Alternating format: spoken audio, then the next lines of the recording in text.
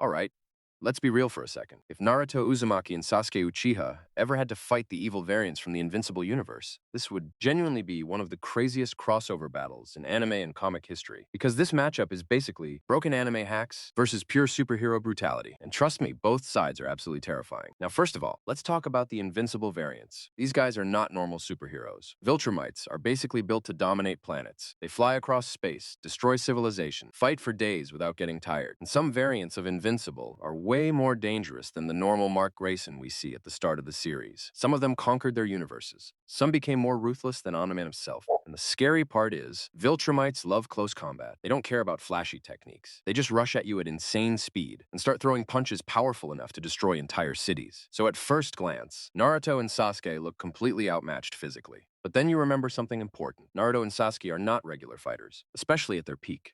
Let's start with Naruto. Naruto alone is honestly a nightmare matchup for most Invincible variants. Why?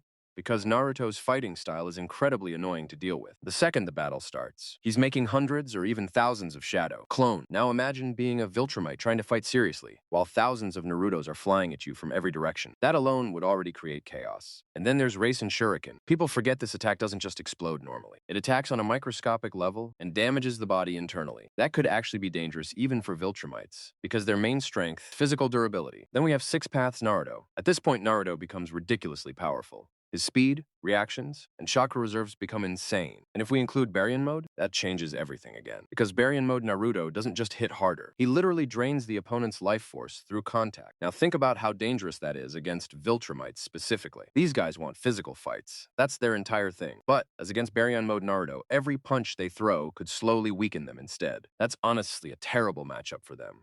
But somehow, Sasuke might actually be even more dangerous, because Sasuke's abilities are extremely hard to counter, especially for people who rely mostly on brute force. Ame no Tejikara alone would confuse the hell out of Viltrumites. Imagine charging towards Sasuke at full speed, and suddenly switching places with another fighter instantly. That would completely mess up their momentum. Then there's Amaterasu, black flames that continue burning until the target is destroyed. Now yes, Viltrumites are insanely durable, but Amaterasu is still something they've never dealt with before. And honestly, Genjutsu is probably the biggest wildcard here, because we've never really seen Viltrumites resist illusion-based attacks on the level of Sharingan. Genjutsu, meaning weaker Invincible variants, could genuinely get caught lacking. Then there's Perfect Susanoo, a giant armored chakra warrior, capable of fighting massive opponents directly. And considering Viltrumites love aerial combat, seeing Susanoo fighting multiple Invincible variants in the sky would actually go crazy.